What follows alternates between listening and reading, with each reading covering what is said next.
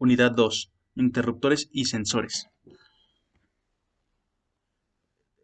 El presostato. Un presostato, también conocido como interruptor de presión, es un aparato que abre o cierra un circuito eléctrico dependiendo de la lectura de presión de un fluido. Por ejemplo, en los automóviles se utilizan cuando la presión de aceite se acerca a la presión del circuito. En ese momento se detiene el motor. Uno de nivel. Un dispositivo que, instalado sobre un tanque u otro recipiente en el que hay almacenamiento de sólidos o líquidos, permite discriminar si la altura o nivel que el material o elemento almacenado alcanza o excede un nivel predeterminado. Trabajo en contacto con un red switch y un flotador magnético. Con el movimiento del flotador se abre o cierra el circuito. Por ejemplo, en los controles de bombas, en los tinacos, se utiliza un sensor, digo, un interruptor de nivel para accionar o detener la bomba de temperatura.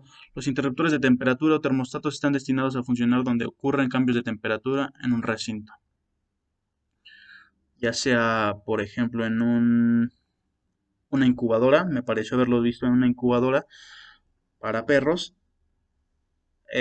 con un microcontrolador, calibran el sensor a temperatura ambiente, que es la temperatura de trabajo. Luego se pone una temperatura en la que se arranca el motor, por ejemplo, para un calefactor, que tiene que ser un poco más baja que la temperatura ambiente. Y cuando la temperatura ya está muy elevada, el sensor lo detecta y detiene el motor y así se detiene la calefacción de flujo. Dispositivo que sirve para indicar a una bomba o un grupo de presión que se encienda o apague ante una demanda de presión, garantizando que esta sea constante. Cuando se abre la llave, por ejemplo, cuando se abre la llave de agua y baja de presión en la tubería, cuando pues se abre, baja la presión de la tubería, ¿no? Entonces, el interruptor se activa y pone la bomba en marcha. Y cuando cierras la llave, pues el interruptor de flujo lo detecta y hace el paro de la bomba. Los interruptores de límite, también llamados finales de carrera, son dispositivos que pueden ser electromecánicos o mecánico-electrónicos. Estos se utilizan en bandas transportadoras. Principio de transducción. Es la transformación de un tipo de energía en señal eléctrica o viceversa, por medio de un transductor. Estos los encontramos en los sensores de presión, por ejemplo. Es un instrumento compuesto por un elemento detector de presión con el que se determina la presión real aplicada al sensor.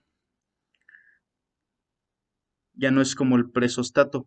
Aquí el sensor detecta, bueno, mide la presión y al detectar manda una señal ya digital al control de motor. Sensores de flujo. Los sensores de flujo también son conocidos como detector de flujo o interruptor de caudal.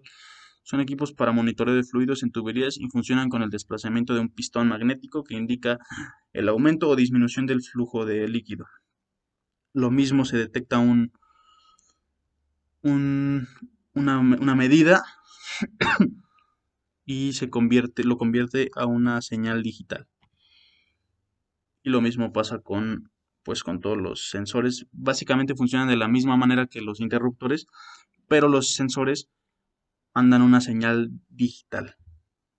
Sensor de nivel, también conocido como sensor de boya, son instrumentos que trabajan con interruptor de contacto, red switch y un flotador magnético. Básicamente es lo mismo con su señal digital. Sensores de peso, los podemos encontrar en las básculas.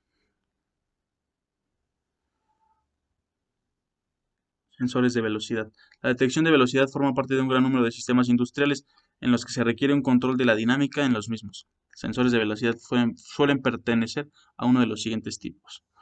Análogos basados en generadores corriente continua o dinamos termométricas. Digitales basados en la detección de frecuencia de un generador de pulsos. Aquí es lo que dice analógico y digital. Sensores de conductividad. Los sensores de conductividad no tienen piezas móviles. El funcionamiento de este sensor no se ve interrumpido ni siquiera en líquidos conductores semisólidos como los del sector alimentario, ni en líquidos muy densos como las aguas residuales. Sensores para medir el porcentaje de acidez.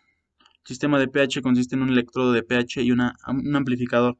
El sensor de pH mide el nivel de acidez y basicidad entre valores del 0 al 14. Para seleccionar un sensor tienes que tomar en cuenta varios factores. Por ejemplo, el tipo de medición que se requiere, la variable que se tiene que medir, su valor nominal, el rango de valores, la exactitud, velocidad de medición y confiabilidad requeridas, las condiciones ambientales en las que se realiza la medición.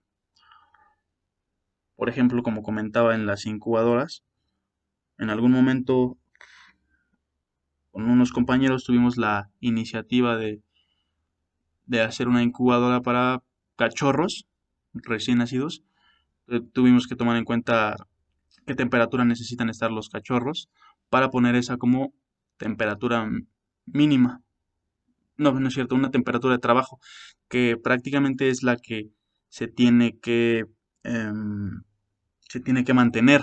Si la temperatura baja, se enciende el calefactor. Si la temperatura disminuye, no es cierto, si la temperatura asciende demasiado, se apaga el calefactor y se enciende un ventilador. 2. El tipo de salida que se requiere del sensor, lo cual determina las condiciones de acondicionamiento de la señal, a fin de contar con las señales de salida y dionas para la medición. Y la elección de un sensor no se puede hacer sin considerar el tipo de salida que el sistema debe producir. Después de acondicionar la señal, por ello es necesaria una integración donde entre sensor y acondicionador de señal. Por ejemplo, en el caso que tenemos una bomba en el parque industrial, para hacer con un sensor y está a 200 metros de distancia de la bomba de donde necesitamos medir el nivel, que para esto vamos a ocupar un sensor de nivel. Está un poco retirado y necesitamos un amplificador para la señal del nivel para tener un buen control de pues ese circuito de control. Gracias.